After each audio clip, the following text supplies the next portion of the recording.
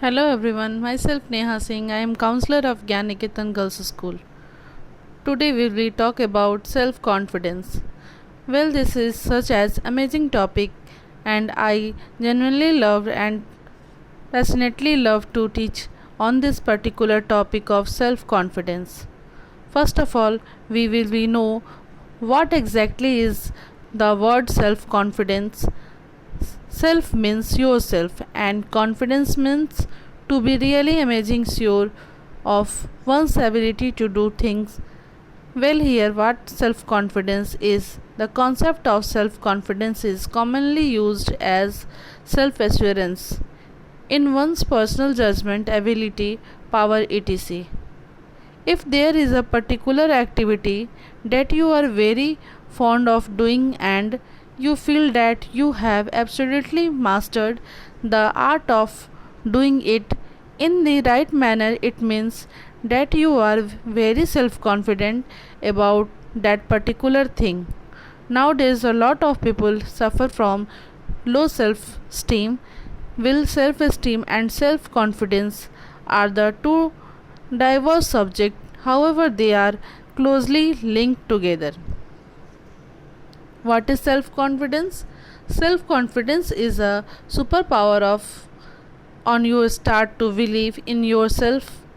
Magic start happening, and I am sure you all are experience this is one time on another in your life, whereas if you have really felt self confident in yourself, and because of which you are really felt miracle and magic start happening.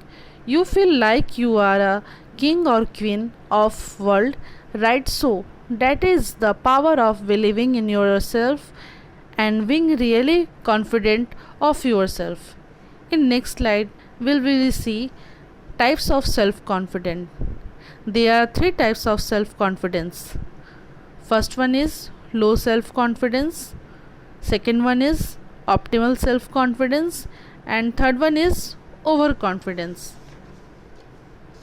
Now, what is low self confidence? Governing your behavior based on what other people think. Staying in our comfort zone, fear failure, and so avoid taking risk. Some points are I can't find happiness. This is paradox that confuse even the smartest people. You need to learn how to set yourself up so that success and happiness find you. Life has nothing more to offer me. This statement is another mistake that people make. It is mistake because this statement inside out. In reverse, instead, it should read, what do I have to offer life? Next, what is optimal self confidence? Optimal self confidence, doing what you believe to be right even if others mock or criticize you for it. Make decision with absolute confidence. At optimal self trust, you will be learn how to release self doubt and replace it with self confidence. Make criti- criticism timed decisions with shift and to total clarity. Stop beating yourself up about past choice. Listen to what you want instead of needing others' approval. Next, overconfidence. Often we come across people who are self confident, example, egoistics, and stubborn. Generally, these peoples have the so called superiority complex. A conditions of over approximately one's capacity to perform or under approximately this capacity of an optimum to perform. An unsupported belief or unrealistic good perceptions that a favored result will arise. Overconfidence is generally not an attractive trait in anyone. In next slide we will see how to develop self-confidence. First one is identify your negative thoughts. Turn your negative thoughts to positive thoughts.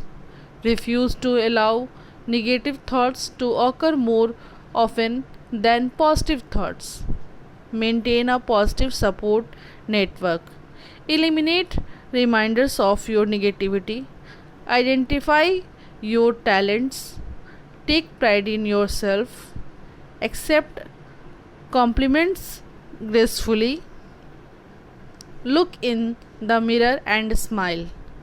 In next slide we will see advantage of strength self confidence, greater self worth, more happiness and enjoyment, freedom from self doubt, greater strength and capabilities, freedom from fear and anxiety, freedom from social anxiety, more peace of mind and less stress, more energy and motivations to act, greater success, more beneficial and enjoyable interactions with others.